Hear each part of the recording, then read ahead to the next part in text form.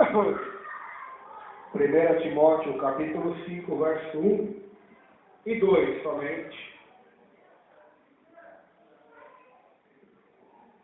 1 Timóteo, capítulo 5, verso 1 e 2, diz assim: os deveres dos pastores para com várias classes de pessoas.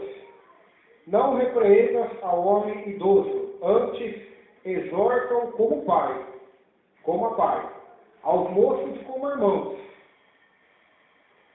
as mulheres idosas como a mães, e as moças como a irmãs, com toda a pureza. Amém? Paulo aqui está falando para Timóteo, nós sabemos que era um jovem, né? Era um jovem pastor. Mas no caso, se o pastor fosse um homem mais velho, para repreender os mais novos como a filhos, né? E não como irmãos, né? Então, só para esclarecer. Então, Paulo vai dizer assim: quando você for conversar com os irmãos da igreja, os homens idosos, as mulheres idosas, fale com eles como se fossem seu pai e sua mãe, ou seja, com respeito. Aleluia.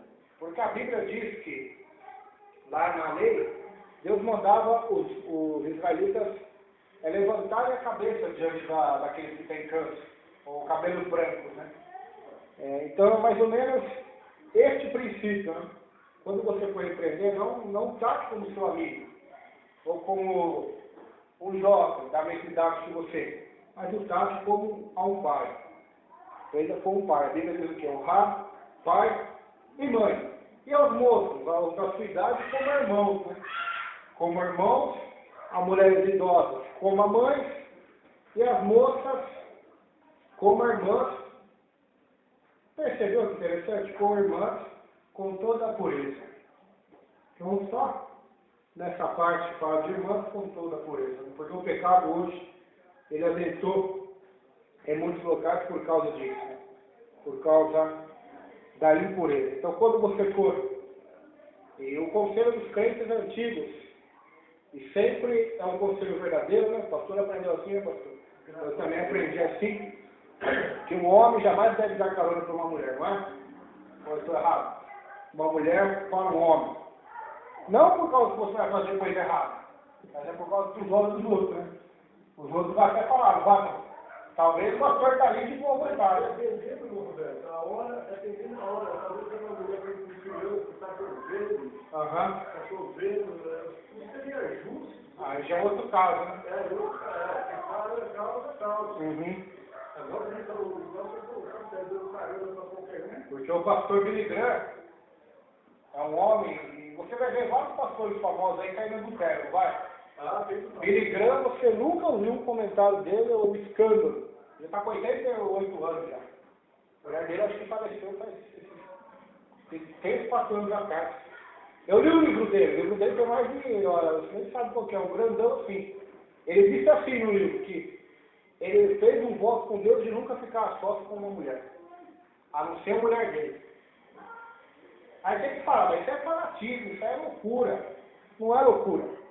A Bíblia diz que a carne é fraca. A Bíblia diz que o homem ou a mulher, não adianta ele querer enfrentar o pecado, ele tem que fugir do pecado, não é? O que Paulo fala? Enfrente a prostituição ou fuja? Fugir. Então você quer enfrentar, você vai cair. É o que está escrito na palavra de Deus. Então, esses conselhos aqui são palavras de Deus para nós não cairmos na condenação do inimigo. Porque talvez nosso coração nem está com malícia, mas o coração do povo está com a malícia. Então, devemos vigiar. Então, repreenda o homem idoso como a um pai, e as idosas, mulheres idosas como a mãe, e os moços e moças como irmãos, com toda a pureza. Amém? Terceiro versículo, fala de viúvas, né? Essa aqui é forte, essa parte de viúvas. Da viúva, terceiro versículo. Honra as viúvas, verdadeiramente viúvas. Mas se alguma viúva tem filhos ou netos, que estes aprendam primeiro a exercer piedade, para com a própria casa recompensar a seus progenitores, pois isso é aceitável diante de Deus. Os irmãos sabiam que o Estevão foi consagrado, foi separado para diácono, junto com vários ali? por causa disso, de viúvas. Se você ler lá em Atos, capítulo, deixa eu ver aqui para não falar errado, Atos dos Apóstolos,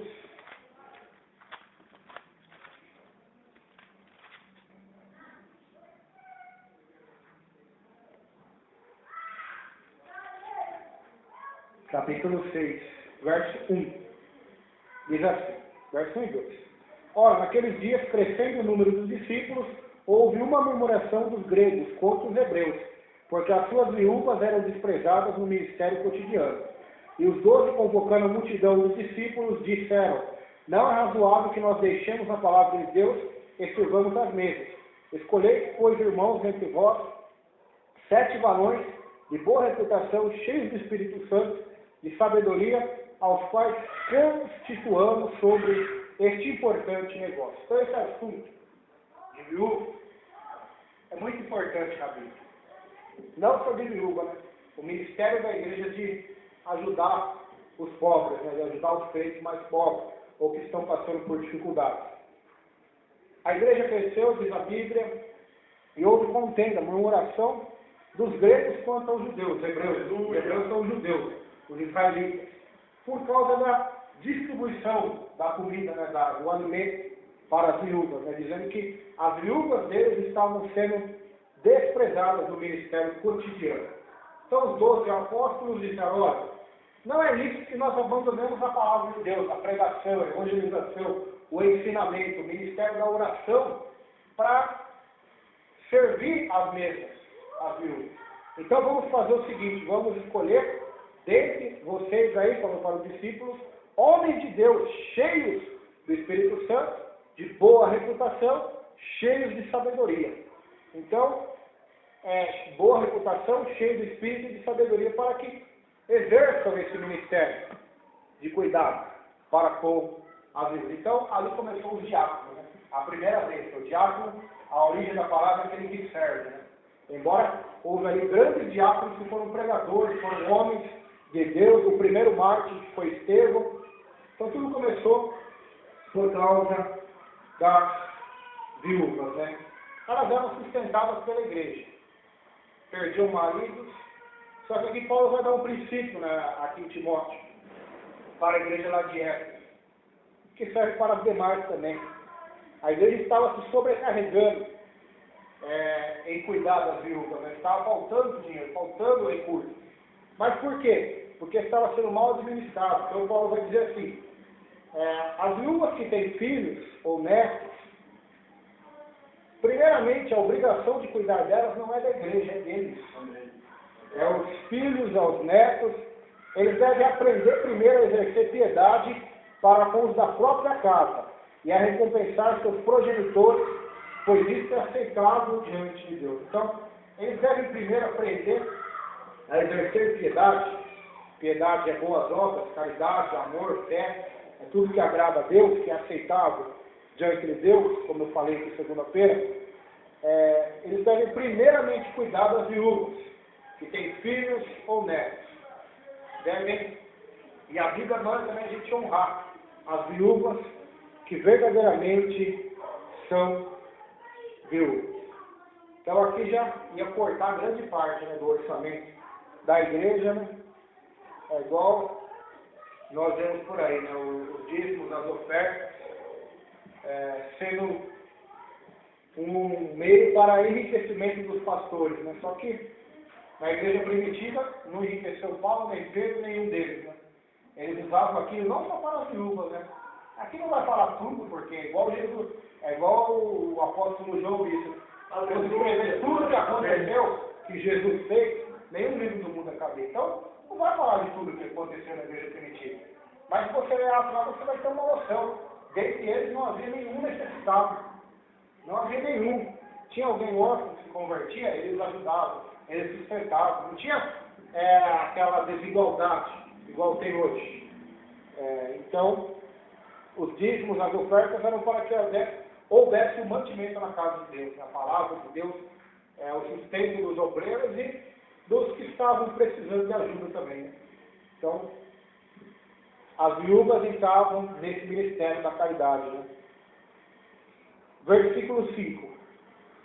Aquela, porém, que é verdadeiramente viúva e não tem amparo, ou família, né?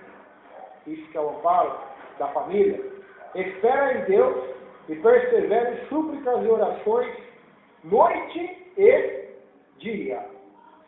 Aquela, porém, que é verdadeiramente viúva e não tem amparo, espera em Deus e persevera em súplicas e orações, noite e dia.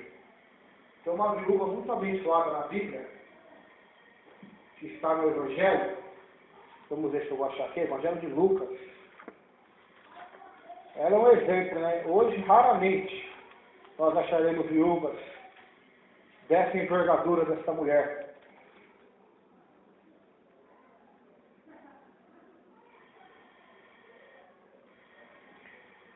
Lucas, capítulo 2, verso 36 ao verso 38.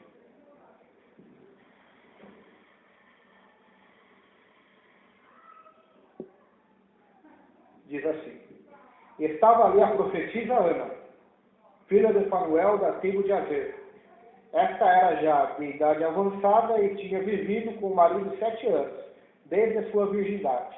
E era viúva de quase 84 anos, e não se afastava do templo, servindo a Deus em jejuns e orações de noite e dia. E sobrevindo, na mesma hora, ela dava graças a Deus e falava dele a todos os que esperavam a redenção em Jerusalém. Então aqui ela encontra-se com o menino Jesus, lá no templo. Deus revela para ela o Messias. Então essa mulher foi casada por 7 anos com um homem, desde a sua virgindade, e depois disso, só servira a Deus. Com quase 84 anos, a Bíblia diz que ela não saía do templo, né? Era quase ali sempre, orando, noite e dia, com jejuns e orações, ela servia a Deus. Servia a Deus. Então era o exemplo para as mulheres viúvas na Bíblia e na cristandade atual. Agora tem um outro tipo de viúva, versículo 6 aqui. Entretanto, a que se entrega aos prazeres, mesmo viva, está morta. Na outra tradução,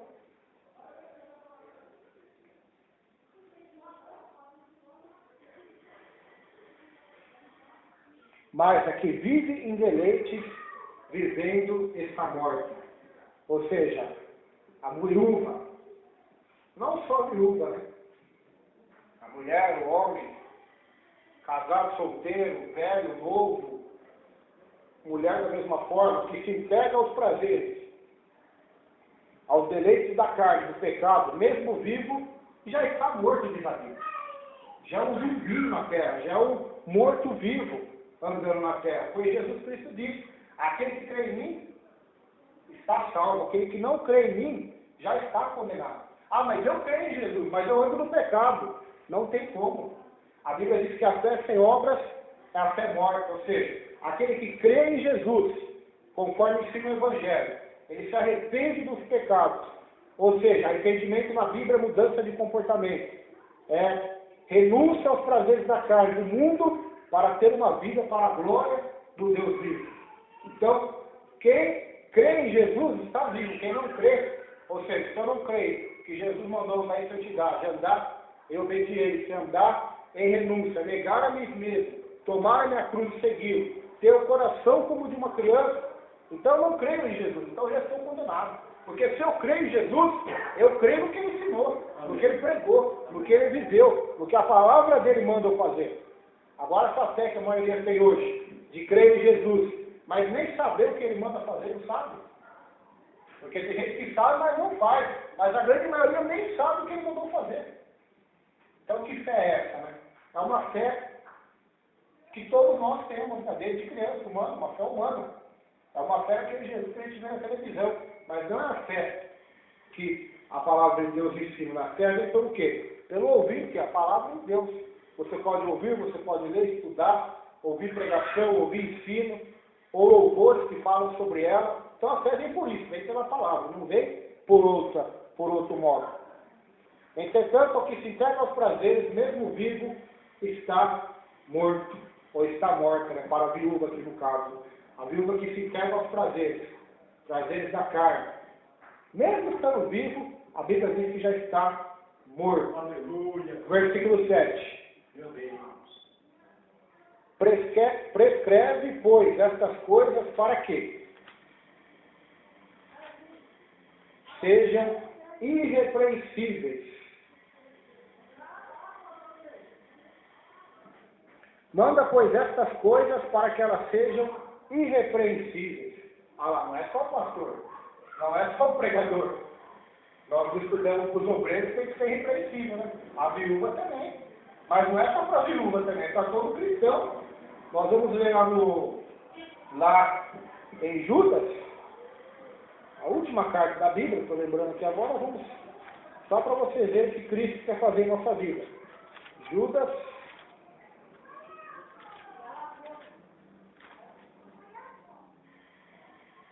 olha lá, Judas verso 24. Ora, aquele que é poderoso para vos guardar de tropeços e para vos apresentar com exultação imaculados, ou algumas traduções, irrepreensíveis diante da sua glória. Ao único Deus, nosso Salvador, mediante Jesus Cristo, Senhor nosso, glória, majestade e pé de soberania, antes de todas as eras, agora e por todos os séculos. Amém. Então a palavra irrepreensível significa sem máculas, sem repreensão, sem manchas do pecado, puro, lavado, remido, justificado, santificado, regenerado.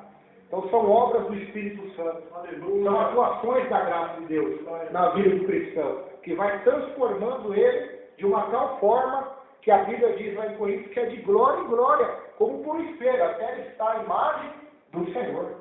Até Deus olhar do céu e olhar para ele e ver a imagem não dele mesmo, mas a imagem do Senhor.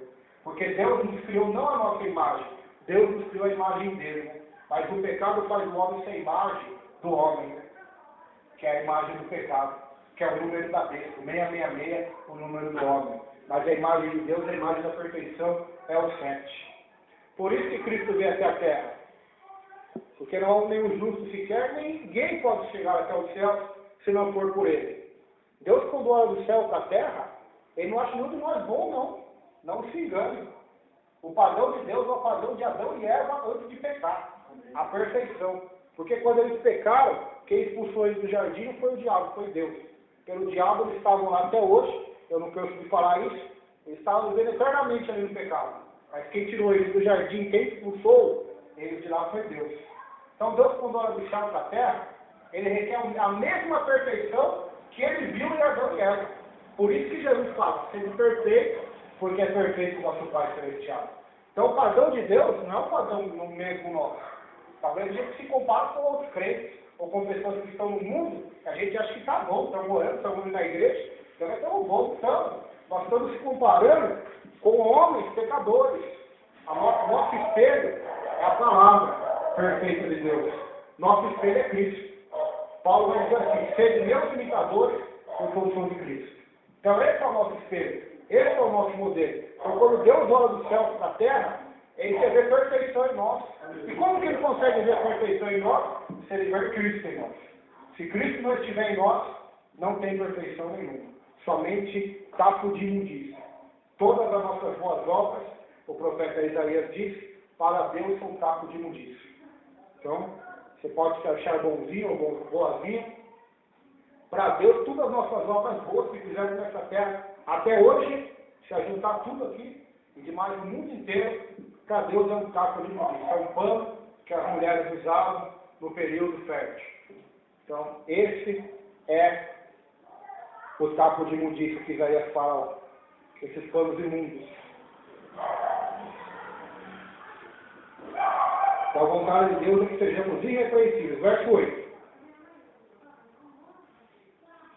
Ora, se alguém não tem cuidado dos seus, especialmente dos da própria casa, tem negado a fé. E é pior do que o descrente. Mas se alguém não tem cuidado dos seus, e principalmente dos da sua família, negou a fé e é pior do que o descrente. Ou seja, se você que diz que é cristão, é crente, mas negou o cuidado da sua mãe, ou da viúva, da avó, seja avó, eu não tenho avó, minha mãe teve com 40 anos, então não conheci. Mas se você tem uma avó, um avô, pessoa de idade, ou até mesmo um órfão, né, da família, e se você não puder ajudar essa pessoa, não cuidar dela, especialmente dos da sua própria casa, você negou a fé, diz a Bíblia. Você é pior do que o descrente. Cuidado aqui, então. Tem gente que eu já ouvi, né? Tem gente que nega até comprar um pacote de bolacha para a mulher. Não vou citar o nome aqui, porque tudo é gravado, né?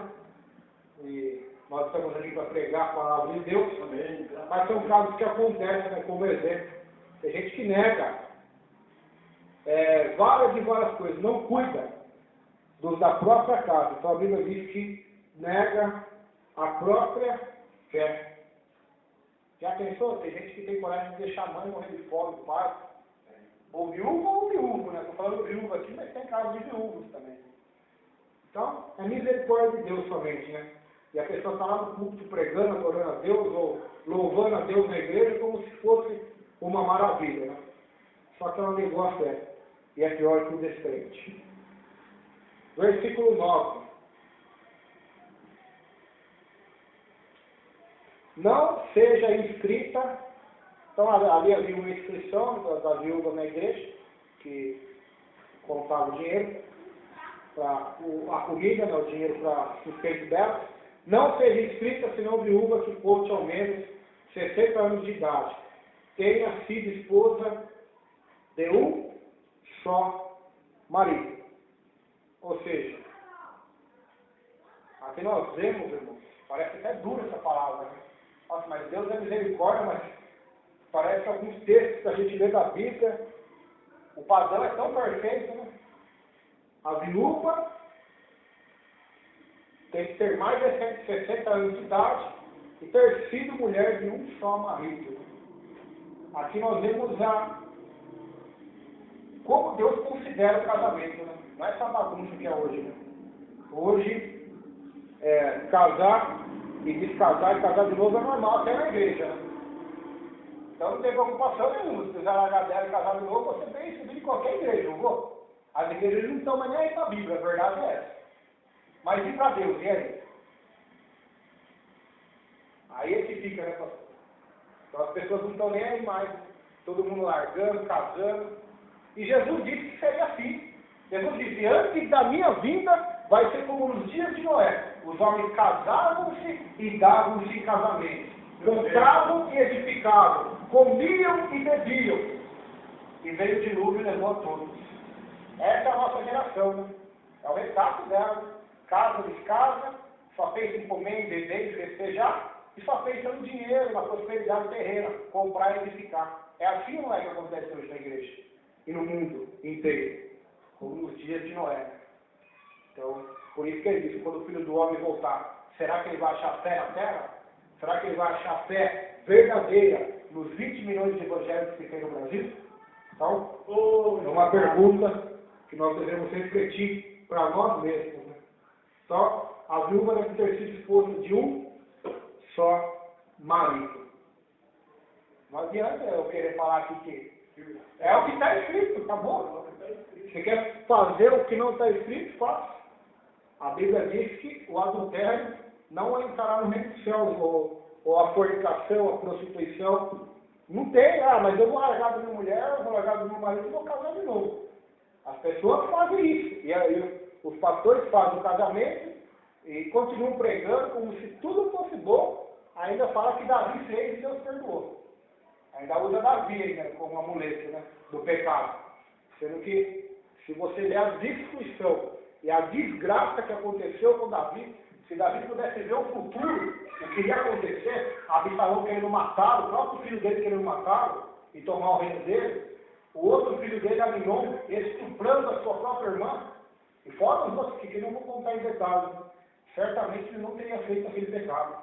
Ele teria fugido naquela hora, se ele pudesse contemplar o futuro. Né? Então, se a gente pudesse contemplar o futuro, que o pecado nosso vai nos levar, com certeza ninguém é pecado desse mundo. O preço dele é a morte, é o inferno eterno. Então, devemos tomar cuidado. A palavra de Deus é uma só. O homem pode querer mudar a Bíblia, querer deixá-la mais larga, mas não consegue. Ter sido esposa de um só marido. Versículo 10. E não é só isso não. Seja recomendada pelo testemunho de boas obras. Ou seja, ela tem a recomendação dos cristãos, das pessoas, da sociedade a qual ela viveu, do bairro, da rua, como uma mulher de testemunho, de boas obras. Uma mulher que serviu a Deus, que criou seus filhos, que exercitado hospitalidade, lavado os pés dos santos, socorrido a atribulados. Você viveu uma prática zelosa de toda boa obra. Então aqui são as características que as viúvas, ou eu vou generalizar aqui, não só a viúva, mas a casada, a solteira, como o homem também, solteiro, casado ou viúvo. São características que todos nós temos que ter. Né? Pessoas hospitaleiras, de bom testemunho, se são pais que criem bem os filhos, se são filhos que honrem os pais, e vice-versa, que lave os pés dos santos, porque Jesus lavou. Por que a gente quer que lave os nossos pés? Não, lavar, servir, socorrer os atribulados, os que estão em tribulação. O que acontece hoje com muita gente é que muita gente se alegra com a tribulação e com a desgraça alheia. Você viveu na prática zelosa de toda boa obra. Versículo 11. Mas rejeita viúvas mais novas, porque quando se tornam levianas contra Cristo, querem casar-se novamente. Então, se for mais nova, não aceite, porque ela vai querer casar de novo. Deus sabe como que pensa uma mulher. Então, se escreveu aqui é porque vai acontecer. Tem viúvas que depois de 60 anos quer casar ainda. Quer se engambetar com um homem ainda, não quer? De 70, de 80. Então, Deus é verdadeiro. A Bíblia não diz, seja Deus verdadeiro e todo homem mentiroso. Então, se forem viúvas mais novas, nem rejeita, porque depois elas se tornam levianas contra Cristo, né? Porque elas querem se casar. Ou seja, a viúva deve ser como Ana, né? Serviço a Deus, a Cristo. Ser a esposa praticamente de Cristo, né? Uma linguagem figurada, né? Não estou falando linguagem literal. Mas essas não, elas querem abandonar somente a obra de Cristo e voltar a casar novamente. Versículo 12. Tornando-se condenáveis por anularem o seu primeiro compromisso com Cristo. Né? Por que eu falo isso? Já fica quieto. Porque quando o marido morre ou a mulher morre, está lá com 50 anos, 40 ou 60, não sei. Agora eu vou servir só a Cristo, né? Eu só falo isso. Não quero saber mais de homem, não quero saber mais de mulher. Aí depois caso eu. Por isso que Paulo está falando. Tornando-se condenados por anularem seu primeiro compromisso, o voto, né?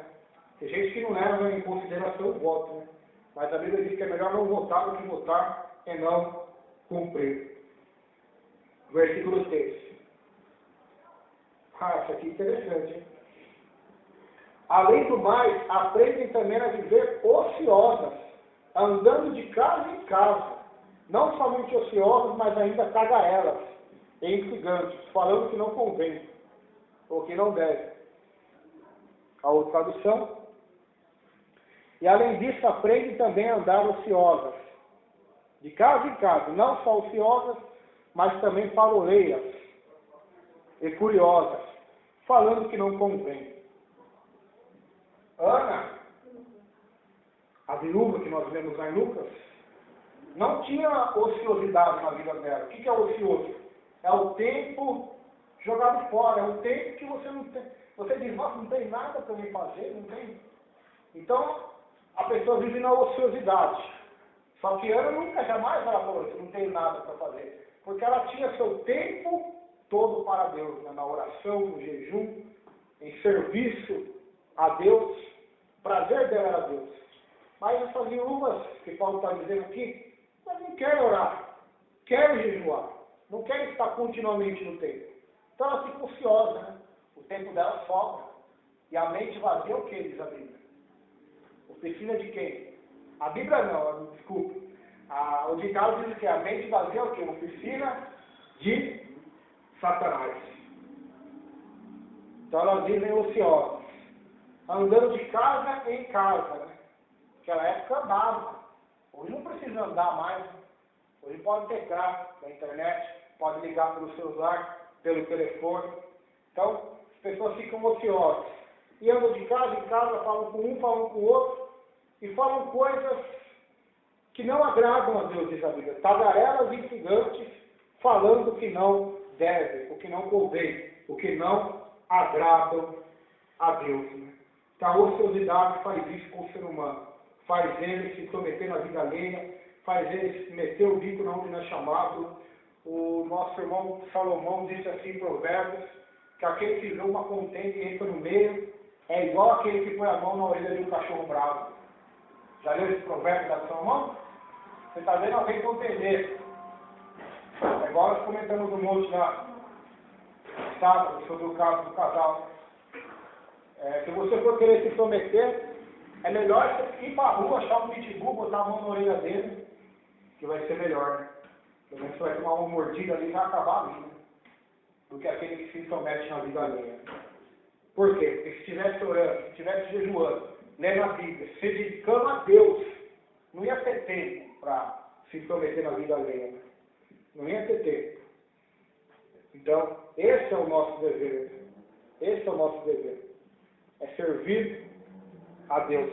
Mas essas viúvas, em vez de servir a Deus, ficavam de casa em casa, diz Paulo, falando aquilo que não deviam falar. Ou seja, falando mal da vida dos outros. Falando mal do pastor, falando mal da irmã, falando mal do jovem, falando mal da pregação, do louvor. Falando mal. Um falando mal do outro. Versículo 14.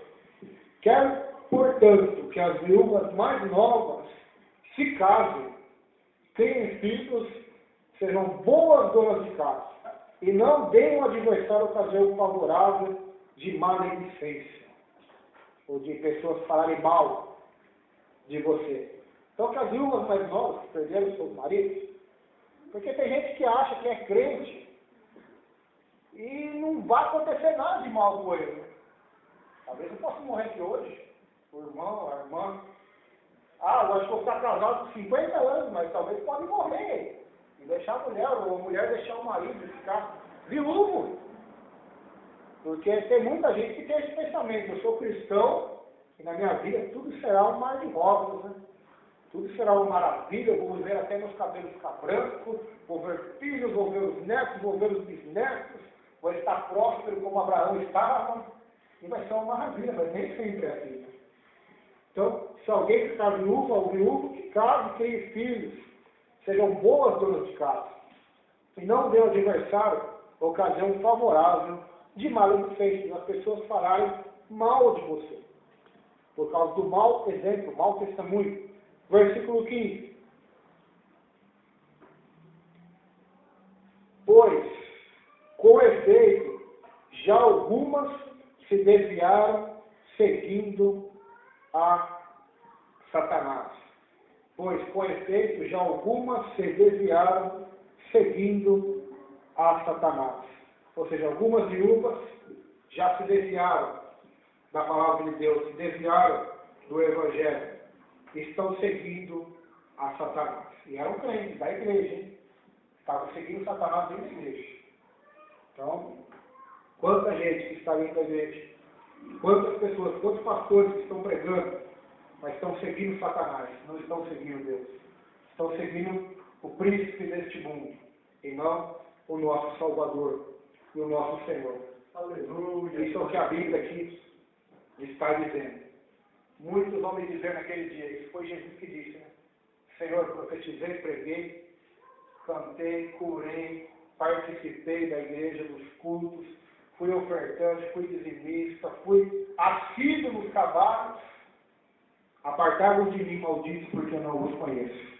Vocês praticam a iniquidade. Vocês não praticam a vontade do meu Pai. Vocês não obedecem a minha palavra. Vocês me honram com os seus lábios, mas o seu coração está longe de mim. Em vão vocês me adoram, ensinando doutrinas que são mandamentos de homens. Então, esse é o retrato do juízo final, em que muitos vão, infelizmente, enfrentar. Então, nós devemos seguir a Cristo, seguir os princípios de Deus, senão nós vamos estar seguindo o adversário. Eu sou viúva, estou na igreja, estou servindo a Jesus. Paulo está dizendo, vocês que estão andando ansiosos, falando da vida alheia, se pegando as paixões da carne, estão mortas e estão seguindo o diabo, Satanás. Isso estava acontecendo lá na igreja primitiva. Hein? Paulo tinha sido fundador daquela igreja. Timóteo era o pastor naquela presente ocasião.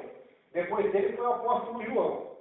Então, a desculpa do crente andar torto não era o pastor, porque se Paulo fosse o pastor de muitas igrejas, ou o próprio Jesus descesse do céu, para cuidar, não pense que muitos iriam segui-lo, não. Porque se quando ele estava na terra, só alguns tiveram coragem para segui-lo, a multidão não seguiu Jesus. Quem dizer para mim que a multidão seguiu, está enganado. Ela somente quis o milagre, né? Quis as bênçãos, a cura, né? Eu vi um desenho na Record, muito interessante sobre isso, dos milagres de Jesus. E esse desenho estava falando da multiplicação dos pães e peixes. E estava esparramando na notícia de Jesus na cidade. E tinha 2 padeiros no desenho. E os padeiros falaram assim, vamos lá ver quem é este homem. E foram. E ouviram as palavras de Deus, se admiraram, o tempo passou, todos eles com fome, aí teve a multiplicação dos pães e peixes, né? Aí sabe o que o padeiro disse para o outro? Vamos fazer esse homem ser o nosso rei. Agora a gente tem que trabalhar mais, acordar cedo para fazer pão. Ele vai fazer tudo para nós. Ele vai fazer pão, ele vai multiplicar peixe, tempestade ele vai acalmar, se eu estiver doente ele vai me curar. Então esse é o Jesus que as pessoas querem hoje. O interesse humano, né? Só quer ele como rei para benefício pessoal. E não ele como rei para matar sua vontade, sua natureza corrupta e perversa, e má, seu coração que é enganoso, para servir no Espírito e verdade. Então, a multidão quer Jesus para isso, né? Então, se você ler lá no Evangelho de João, depois Jesus vai chamá-los para o compromisso, no capítulo da mesma história da multiplicação, e a multidão vai embora e vai dizer, dura esse discurso. Então eles vão embora, porque eles não querem Jesus como rei. Depois, lá na frente, eles vão gritar assim, quando está Jesus e Barrabás, não queremos que este reine sobre nós. Então eles não querem, então o mundo não quer que Jesus Cristo reine sobre eles. Eles querem que o pecado, que eles mesmos, o inimigo, sejam rei de suas próprias vidas. Verso 16. Aleluia, glória a Deus. Se alguma crente tem viúvas em sua família, socorre-as. Não fique sobrecarregada a igreja, para que esta possa socorrer as que são verdadeiramente viúvas. Se alguma crente tem viúvas em sua família, ou crente, né, socorre-as. E não fique sobrecarregada a igreja, para que esta possa socorrer as que são verdadeiramente viúvas. Então deve-se um princípio aqui. Se você é crente ou crente, tem alguma viúva em sua família, ou viúva ou órfã, né? Eu vou até mais além, alguém passando dificuldade, socorre ele primeiro. Né? Antes de você deixar ele pedir ajuda para a igreja, se você puder, socorre o primeiro. Para que a igreja possa socorrer aqueles que não vão ter amparo da família, né? Aqueles que não vão ter amparo de ninguém. Aquelas que são verdadeiramente viúvas. Amém? Vamos se colocar em pé nesta noite. Vamos fazer uma oração. 1 Timóteo, capítulo 5, verso de número 17. 1 Timóteo, capítulo 5, o verso de número 17. Amém? Diz assim: devem ser considerados merecedores de dobrados honorários, os presbíteros que presidem bem, com especialidades que se afadigam na palavra e no ensino. Na outra tradução, os presbíteros que governam bem sejam estimados por dignos de duplicada honra, principalmente os que trabalham na palavra e na doutrina. Amém. Então, nós vimos quarta-feira passada, lembrando sobre as viúvas da igreja, como deveria ser as normas e as leis da igreja, para com as viúvas, as que não tivessem parentes, seriam sustentadas pela igreja, mas as que tivessem parentes, filhos, netos, deveriam ser sustentados pela família. Né? Ele havia uma série de regras, né, sobre as viúvas, marido que tenha sido de um só homem, que tenha sido uma mulher exemplar, uma mulher piedosa, uma mulher de Deus. Então aqui tem várias regras. Agora nós vamos novamente falar um pouco mais sobre os presbíteros, né? No terceiro capítulo Paulo já fala, no quinto vai falar mais um pouquinho sobre presbíteros, né? Como devemos tratá-los, aleluia. Como eles devem ser e como nós devemos tratá-los, né? Os nossos líderes. E alguns conselhos aqui de Paulo para Timóteo também. Então Paulo começa dizendo, deve ser considerados merecedores de dobrados honorários, ou de duplicada honra, os presbíteros que presidem, ou que governam a igreja, né? Presidir é governar, né? É ser os presidentes, aqueles que administram a igreja, né? Que tomam conta da igreja, com especialidades que se afadigam na palavra e no ensino. Por quê? Porque ensinar a palavra de Deus não é brincadeira. Requer estudo, requer oração, requer uma vida com Deus. Ninguém começa a ensinar a Bíblia do dia para a noite. Né? Primeiramente, para você aprender, demora. Você tem que orar, buscar a Deus, para que Deus te dê graça, sabedoria. Você tem que ler as Escrituras, dedicar muito tempo a estudar. E não só estudar para aprender para si, mas para estudar para ensinar os outros também. E a fadiga, cansa, o trabalho é ensinar. Né? Porque aprender é uma coisa, ensinar é outra coisa. Quando nós aprendemos a Bíblia, ou estudamos, é uma coisa. Agora, você dá estudos e ensinar é outra bem diferente, né? Por exemplo, tem gente que sabe dirigir carro, mas não sabe ensinar a pessoa a dirigir. Tem gente que dirige e sabe ensinar. Ele dirige, mas não sabe ensinar isso. Então, tem gente que sabe ler e escrever, mas não sabe ensinar a ler e escrever. Então, é um trabalho difícil, é um trabalho de fadiga. O ensinar a palavra de Deus, a doutrina de Deus. Quando nós vivemos num mundo de heresia, num mundo de ateísmo, num mundo de imoralidade, de pecado, num mundo em que os cristãos não querem aprender a palavra, querem somente o show, querem somente as bênçãos, querem somente os milagres. Então Paulo está dizendo, deve ser considerados merecedores de duplicada honra. Né? Aqueles que presidem, que governam a igreja com especialidade, aqueles que ensinam a palavra de Deus, que se afadigam no ensinamento da palavra de Deus, aqueles que ensinam as Escrituras.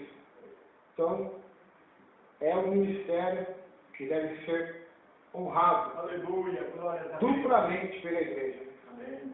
Se aquele que louva merece honra, aquele que prega, né, merece honra, aquele que ensina, que se afadiga na palavra do ensino e na doutrina, ensinando a igreja, deve ser considerado de duplicada honra.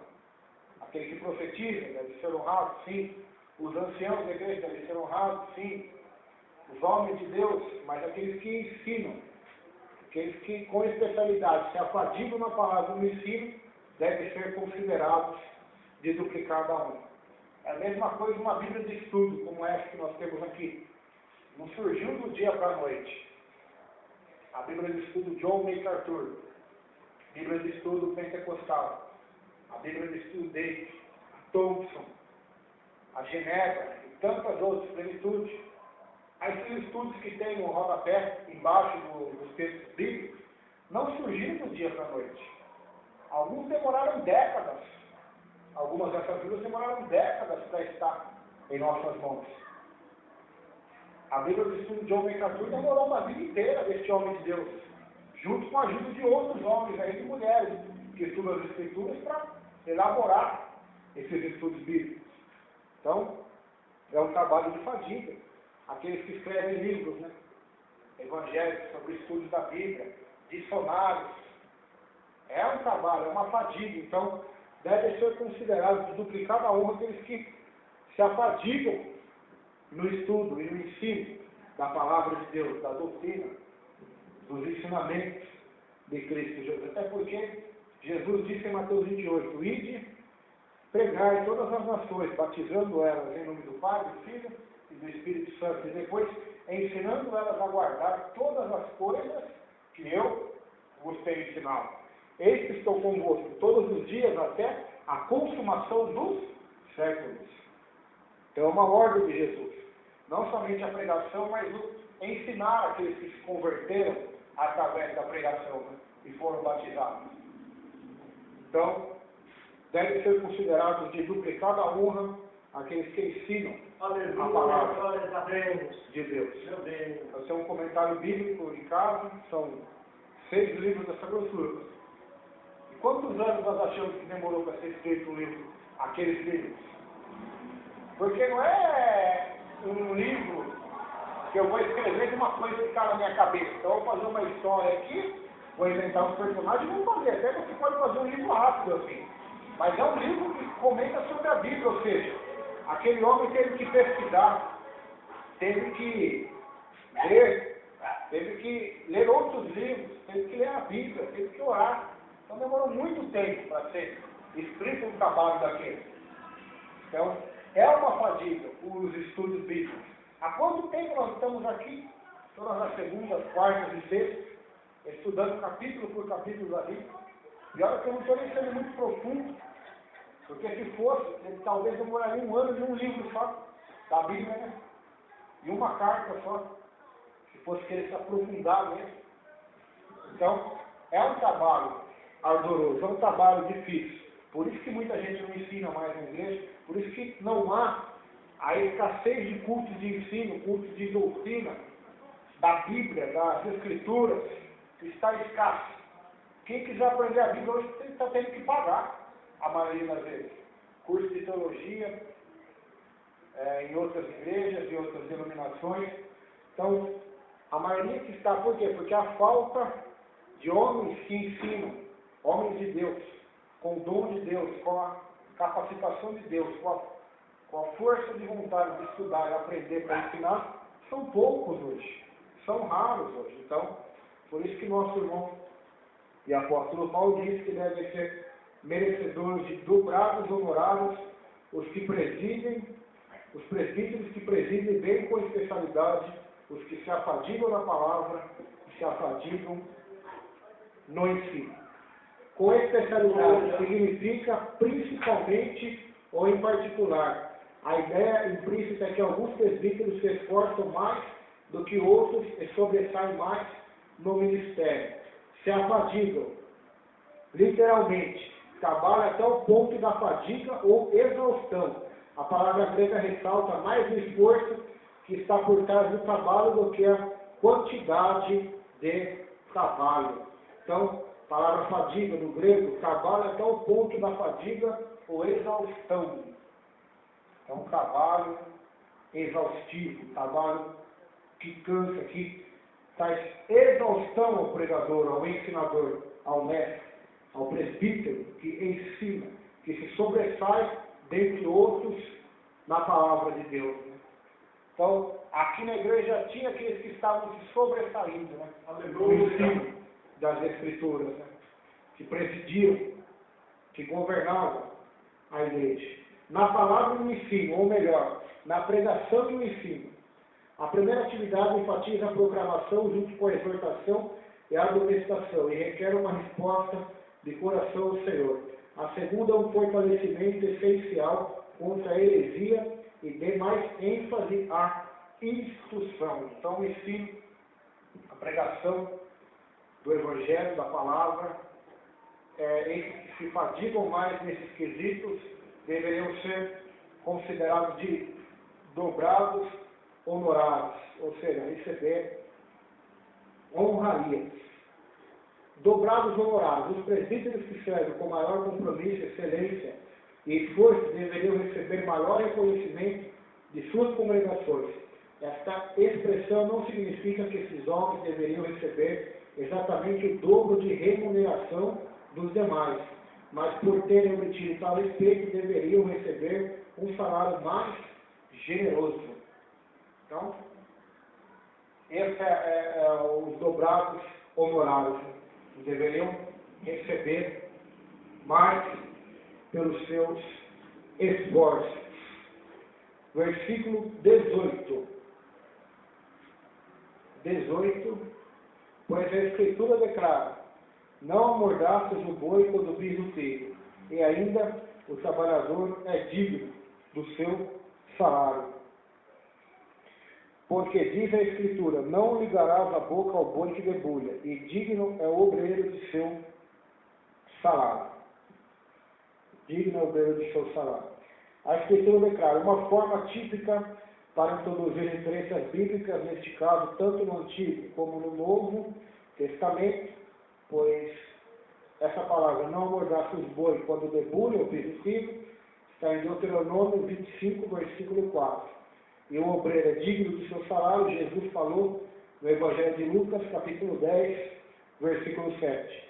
Também é muito significativo que se trata aqui de um escrito do Novo Testamento, Paulo afirmando a inspiração de outro ao referir-se ao escrito de Lucas como escritura, e o que mostra como a igreja primitiva tinha a escritura do Novo Testamento em alta estima.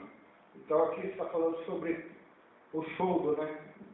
O salário do presbítero, do pregador. Paulo, ele abriu mão disso, né, muitas das vezes, para não ser pesado na igreja, mas não quer dizer que seja errado. Né? É um dever, é uma obrigação da igreja, quando ela cresce, quando ela amadurece, não só isso, mas enviar missionários se puder também. Então, o obreiro é digno do seu salário. Jesus vivia no seu ministério das ofertas, né? Das pessoas. As pessoas serviam a ele. Estou dizendo aqui porque quando nós dizemos isso, nós vemos muita gente hoje, muitos pregadores, enriquecendo-se com isso. Só que o salário do trabalhador não enriquece, né? É para ele se manter. Né? O que enriquece o homem é quando ele tem um próprio comércio. Então, não amordaças o boi quando pisa o trigo, e ainda o trabalhador é digno do seu salário. Por que eu digo isso? Porque tem igrejas que são contra o salário, né? Pastoral. E grandes denominações. Só que a Escritura não condena isso não. O que a Escritura condena é a avareza. Versículo 19. Versículo 19.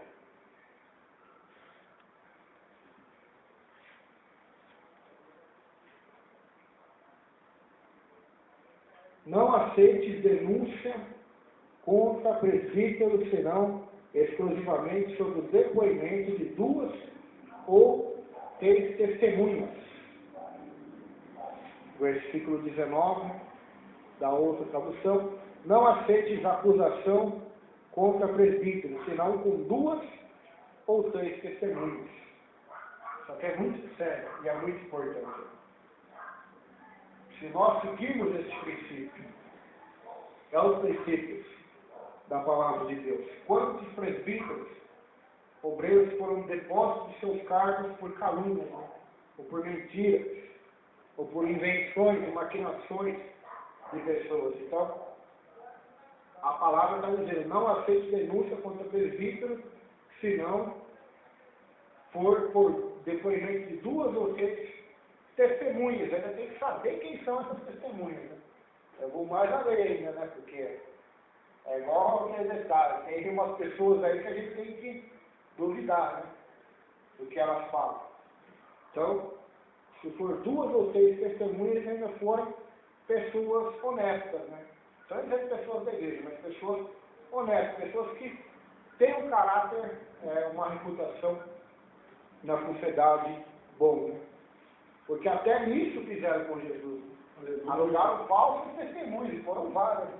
Para acusá-lo e para crucificá-lo.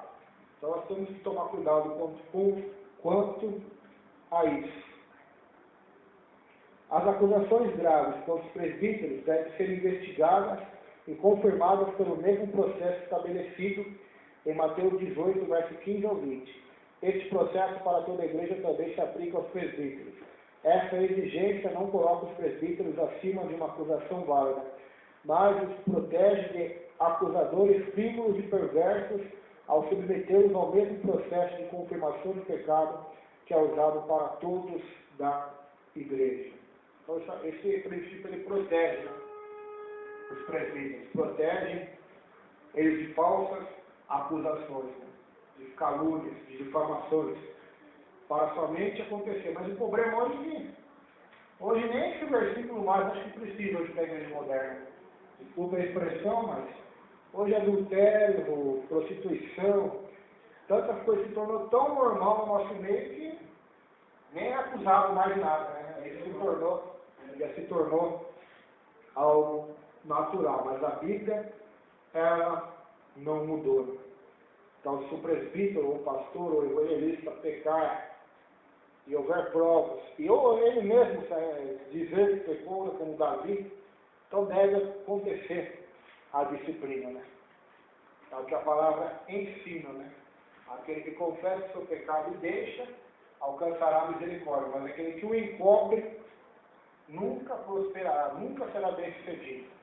Sempre vai estar debaixo da maldição. Então não aceite acusação, denúncia, né? Não só contra presbítero, mas contra qualquer pessoa, né?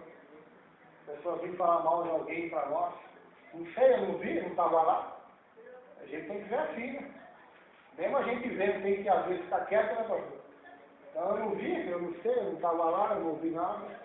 Então tem muita gente que precisa aprender esses princípios, né? Deus deu para nós 2 ouvidos e 2 olhos e uma boca. Para que você acha que foi? Para ouvir mais, ver mais, e uma mente para pensar antes de falar. Né? Só que tem gente que parece que tem 4 bocas, um olho e um ouvido, e não tem mente nenhuma. Fala tudo que vem na boca. Então temos que tomar muito cuidado quanto a isso. Não só contra presbíteros, mas contra qualquer pessoa. Nós temos que vigiar. Já porque o adversário, ele é sujo, né? E o pior instrumento do homem é a língua, né? Uma pequena faísca pode botar fogo em toda uma cidade. Paulo, sabedor disso, estabelece este princípio que já tinha Jesus Cristo ensinado lá em Mateus. Vamos ler lá, Mateus 18, verso 15. Esse é o princípio da Bíblia, né? Da repreensão. Mateus 18, verso 15.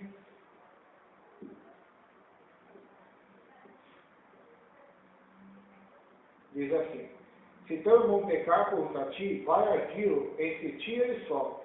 Se ele te ouvir, ganhaste teu irmão. Se porém não te ouvir, toma ainda contigo 1 ou 2 pessoas, para que pelo depoimento de 2 ou 3 testemunhas, toda a palavra se estabeleça. E se não os atender, diz à igreja. Se recusar ouvir também a igreja, considera-o como gentil e publicano. Aqui no caso, é se algum irmão pecar contra nós. Então deve ser desta maneira. Primeiro é você e ele somente, deve conversar. Se ele não te ouvir, leve mais 2 testemunhas. Se ele não ouvir, fale à igreja. Se mesmo assim ele não se arrepender, a Bíblia diz, considere como gentil e publicano. Então foi Jesus Cristo que ensinou esses princípios. Versículo 20.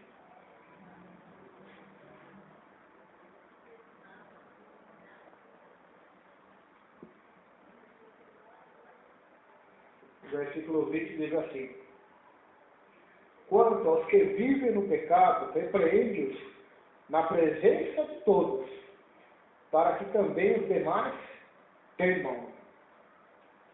Quanto aos que vivem no pecado, repreende-os na presença de todos, para que também os demais temam. Tem uma diferença aqui entre pecar e viver no pecado, não tem? Porque nós pecamos, mas não podemos viver no pecado, viver no erro, insistir no erro. Então Paulo está dizendo, aqueles que querem insistir no pecado, querem continuar vivendo no pecado, mesmo sabendo a verdade, vocês devem repreendê-los na presença de todos, para que também os demais temam. Misericórdia que eu vou fazer isso nas igrejas hoje, né? Esvazia tudo. Por quê? Porque ninguém quer mais ouvir uma pregação, um sermão, uma advertência, uma exortação, uma repreensão, ou uma disciplina quanto ao pecado praticado. Eles querem as bênçãos, querem os milagres.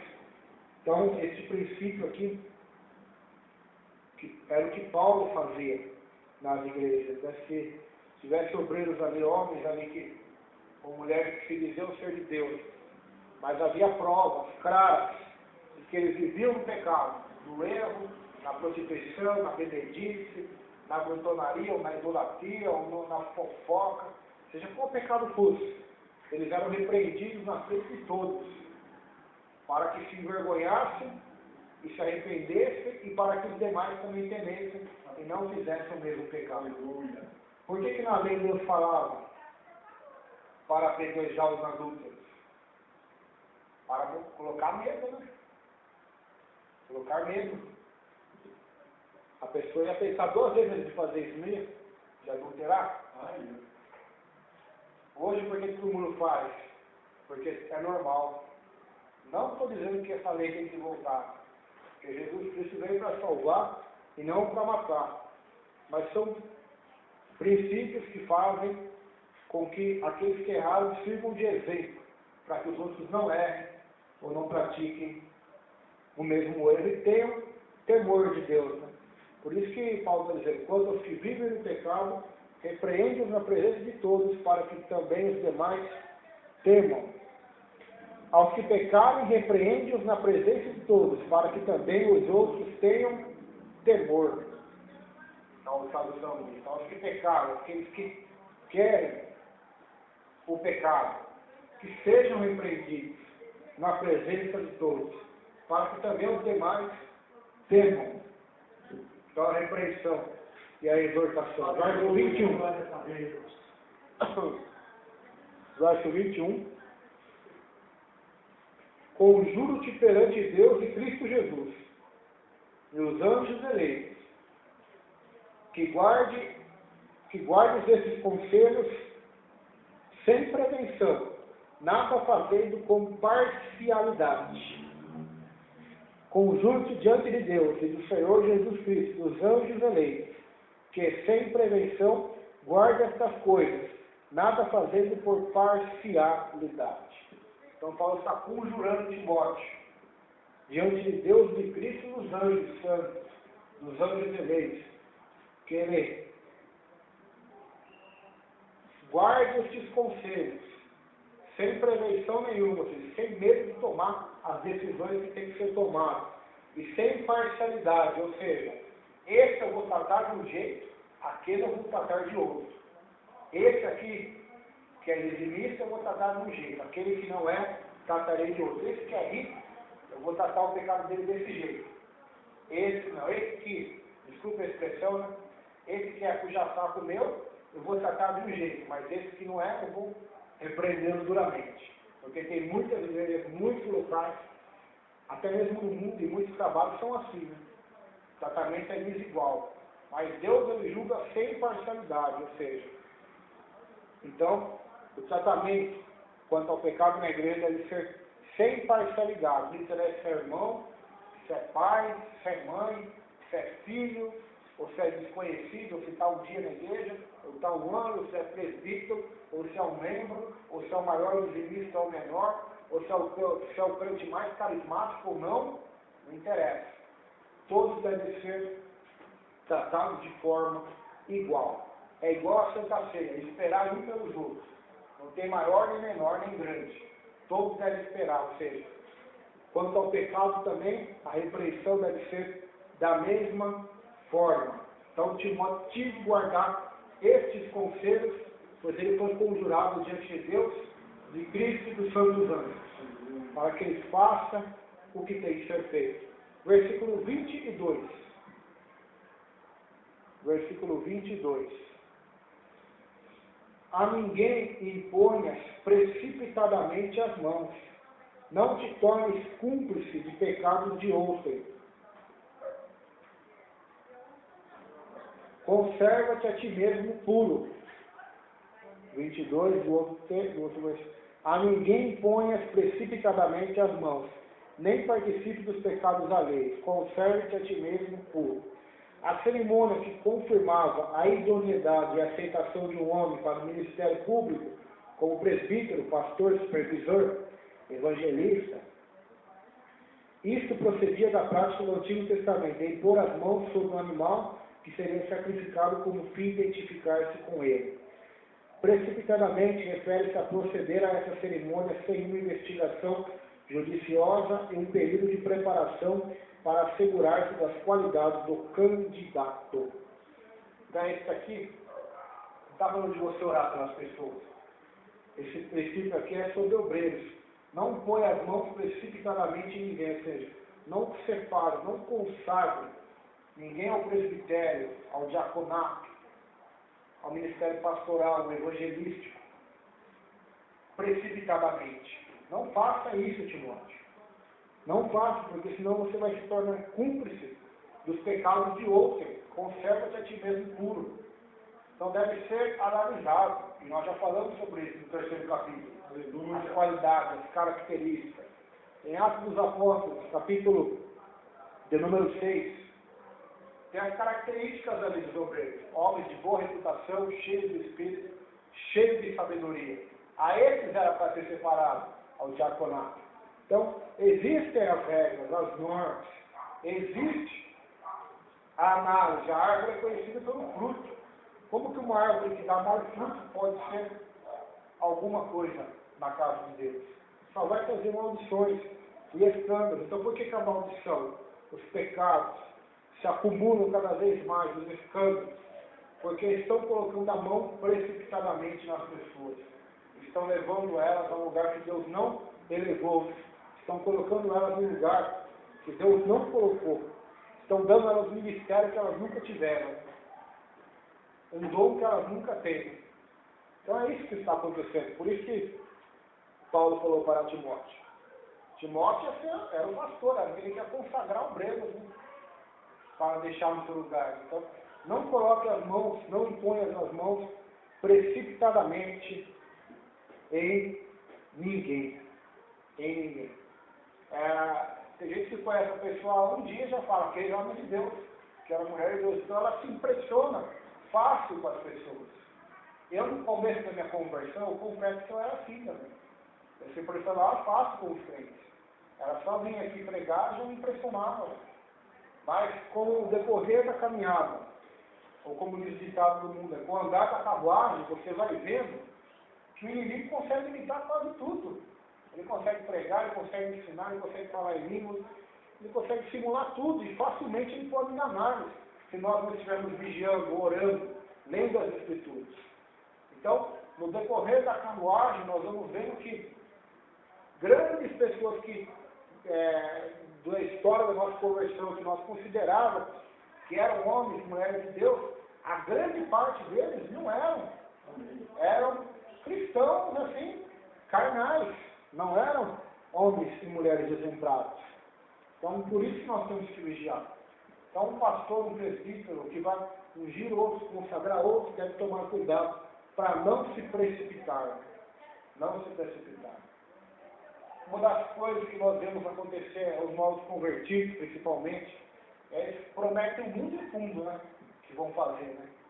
Tem uns que dizem que vai orar todo dia no monte, vai jejuar, vai evangelizar, vai fazer isso, fazer aquilo. Mas não dá uma semana, um mês, um ano, já dizia, para. Quando que nós conhecemos? Então, temos que tomar cuidado.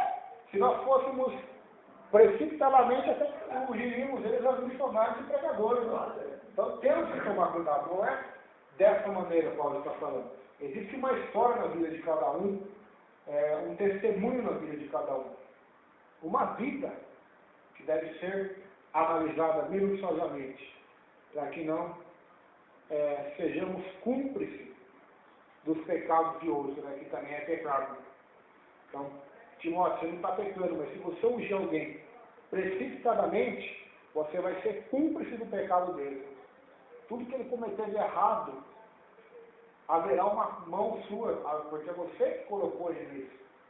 Você que deu apoio para ele.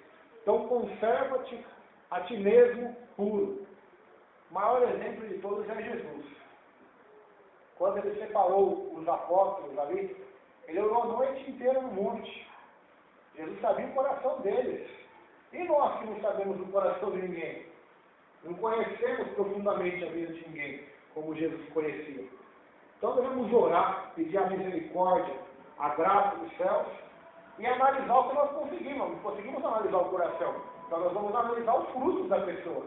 A vida dela na casa dela, no trabalho, na igreja. Como é esse cristão? Se ele é um bom exemplo, você não é. Porque o coração a gente não vai conseguir analisar de ninguém mesmo. Mas os frutos nós vamos. Nós conseguimos. E é pelos frutos que nós sabemos se a árvore, o coração é bom ou não. É pelo fruto. Então, Timóteo, não imponhas precipitadamente as mãos. Nós podemos até seguir esse princípio para tudo em nossa vida. Não tomarmos decisões precipitadas. Né? No trabalho, na família, no casamento, na igreja.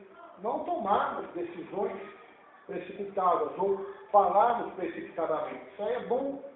Esse conselho é bom para todas as áreas da vida, né? Quanta gente que sofre precipitadamente por uma coisa que nunca vai acontecer. Ela já sofre com medo de morrer de câncer, mas ela nunca vai morrer de câncer. Mas ela já está sofrendo por aquilo que nem existe, né? Ela se precipita.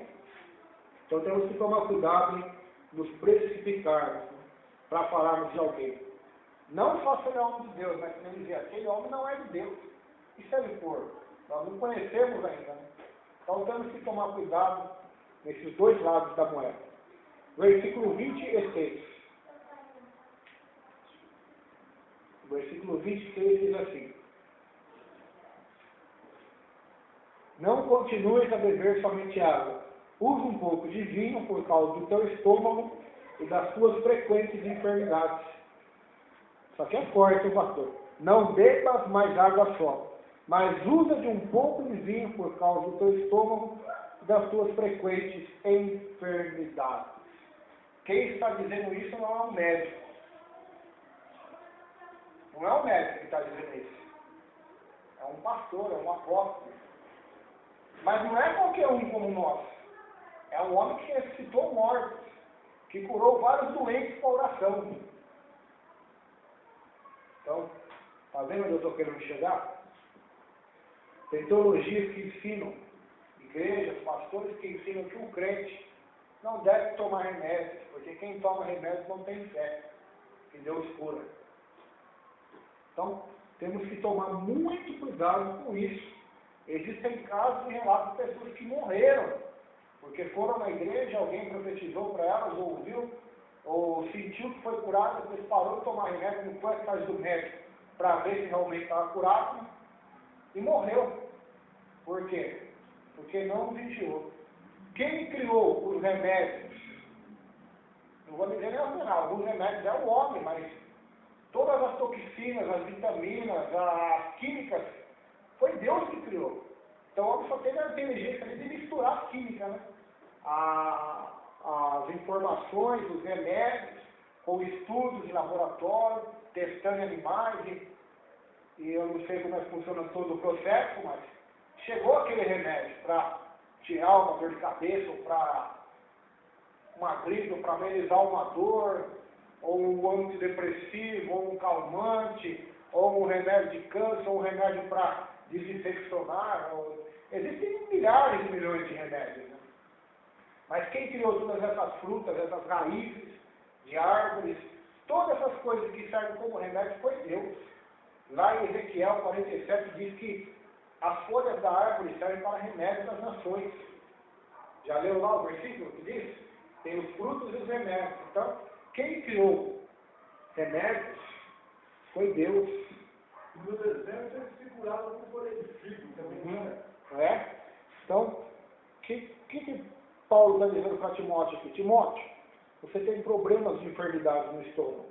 Então, beba não somente água, mas um pouco de vinho, para aliviar essas dores frequentes que você tem no teu estômago. Paulo queria que Timóteo usasse o vinho que, por causa da fermentação, agia como desinfetante para proteger a saúde dos efeitos prejudiciais da água impura. Com este conselho, no entanto, Paulo não defendia a ideia de que Timóteo baixasse o alto padrão de conduta para os líderes. Então, Paulo mandava Timóteo beber um pouquinho. Para quê? Para que fosse aliviado as suas enfermidades, a qual ele sentia no estômago. Outra coisa que é um conceito errado na igreja hoje: eu sou pregador, eu sou pastor, eu sou crente. Eu não passarei por doença na minha vida. Timóteo passou. Paulo mesmo passou, ele tinha um espinho na carne. Alguns falam que não é uma doença, mas só pode ser isso. Uma doença, algum tipo de doença que ele tinha. Um espinho na carne. Então, essa doença deveria ser tratada não só com oração. Eu creio que Timóteo tinha orado. Eu creio que Paulo também tinha orado para ele ser curado. Mas Deus não quis curar. Esse é o escândalo de muita gente. A doutrina da cura divina, principalmente pregada por aqueles que pregam a teologia da prosperidade também, dizem que Deus é obrigado a curar. Quem tem enfermidade está com um problema, com um encosto, né? Então essa teologia da prosperidade, da cura divina, acabou alcançando o Brasil, né, inteiro. Porque o Brasil é um país economicamente falido, né? As pessoas desempregadas passam por dificuldades financeiras, e a doença também, a saúde do Brasil é um caos, né? Muita gente doente nos hospitais sem atendimento. Então, essa teologia realmente abraçou a causa do povo, né? Para alcançar o povo, né? Quem é que não quer ir para o céu e ainda viver aqui na terra, sendo próspero e não ter nenhuma doença? Então, é como disse o inimigo para Jesus: se você me adorar, tudo eu te darei. Então ela promete isso. Só que grandes homens de Deus na Bíblia passaram por enfermidades, por problemas financeiros, por dificuldades, e recorriam a Deus, mas também Deus não respondendo, Deus deixou na terra os médicos, os remédios. Então por isso que Paulo manda Timóteo tomar um pouco de vinho, por causa das frequentes enfermidades a qual ele tinha. Talvez Timóteo estava com um pouco de medo de tomar por causa dos irmãos falarem dele. Só que Paulo estava dando essa ordem para ele: tomar remédio. Então, quantas vezes alguém vê você tomar um remédio, vai dizer: você não tem fé, porque você está tomando um remédio. Mas eu tenho fé, porque quem criou o remédio, quem criou as ervas medicinais, as folhas, as frutas, até as raízes, né, eles extraem as coisas para fazer remédio, foi o nosso Deus. Então tudo isso aqui é o nosso Deus que está usando para trazer também a cura, o alívio do nosso sofrimento na terra. Então, não é pecado tomar remédio. Não é falta de fé. Senão aqui nós estamos vendo um caso claro de falta de fé. Também não significa que você está em pecado porque tem uma doença. Porque Timóteo que não estava em pecado, era o exemplo. Paulo mesmo disse que ele era o exemplo da igreja. Então, são coisas que nós estamos na terra e estamos fadados a passar por dificuldades, por enfermidades, por lutas e por aflições. Então, por isso esse aconselho de Paulo para Timóteo: toma um pouco de vinho por causa do teu estômago, das tuas frequentes enfermidades. Ou seja, não era algo que acontecia ocasionalmente, era frequente as dores que ele sentia sobre o estômago. Versículo 24.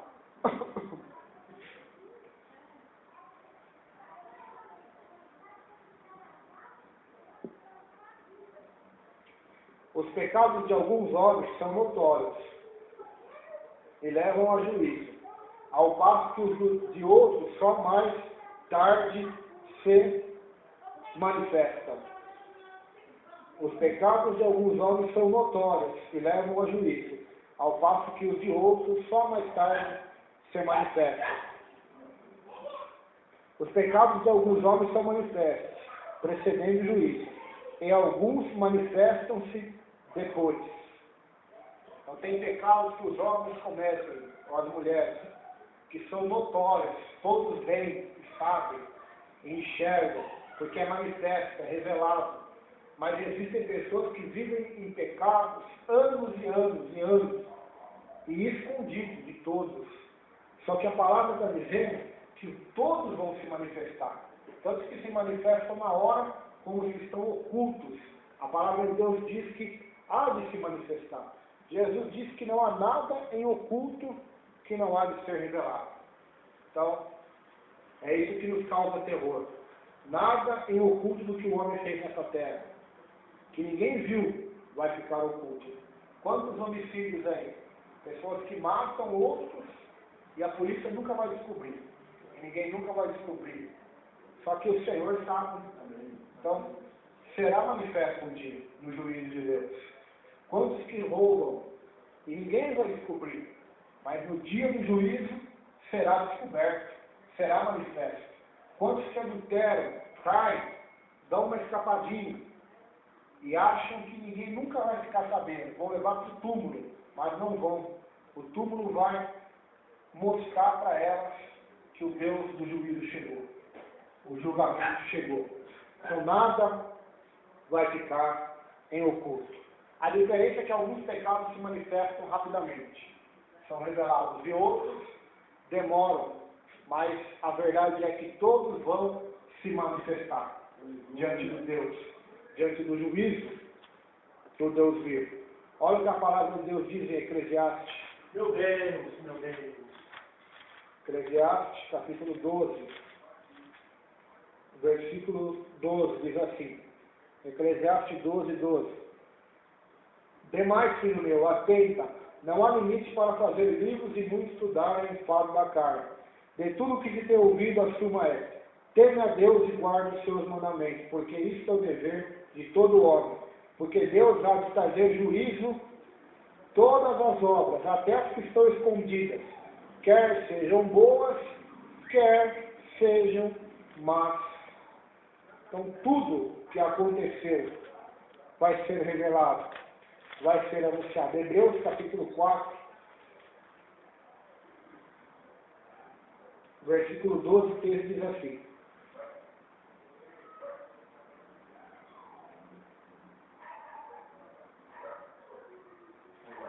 porque a palavra de Deus é viva e eficaz, e mais cortante do que qualquer espada de dois gumes, e penetra até ao ponto de dividir alma e espírito, juntas e medulas, e apta para discernir os pensamentos e propósitos do coração. E não há criatura que não seja manifesta na sua presença. Pelo contrário, todas as coisas estão descobertas, nuas e patentes aos olhos daquele a quem devemos prestar contas. Patente é um termo específico que é usado no Novo Testamento. Seu significado original era expor o pescoço na preparação do sacrifício ou na decapitação da vítima.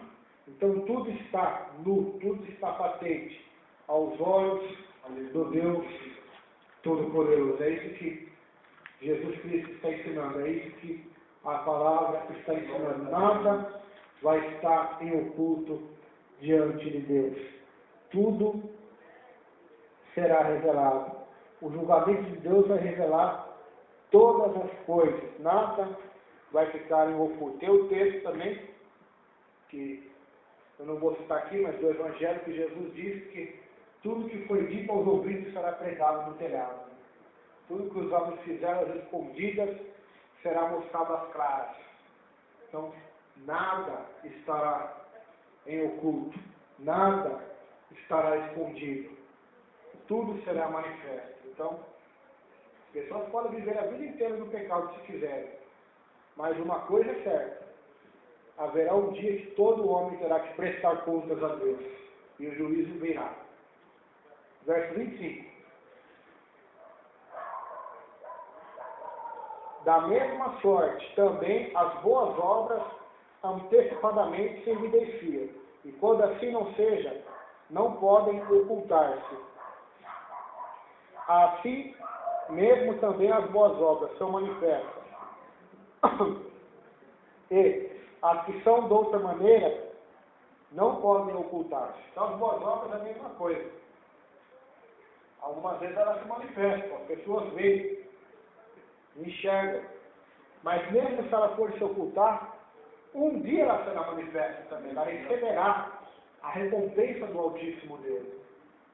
Então, quantas boas obras de pessoas que ajudaram, que oraram, que fizeram coisas que agradam a Deus, que nenhum homem ficou sabendo ou não viu, né? Quantas orações de madrugada, orações do monte, esmolas, ofertas, ajudas, né? Que ninguém sabe na terra, ninguém notou, mas Deus notou e anotou no seu livro, né?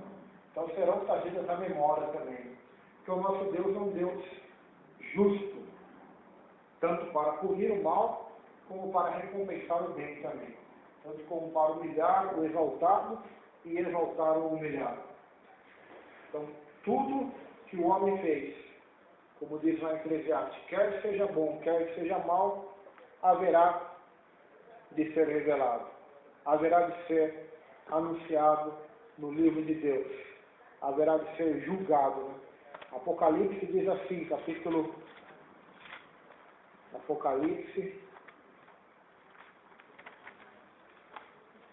de número 20.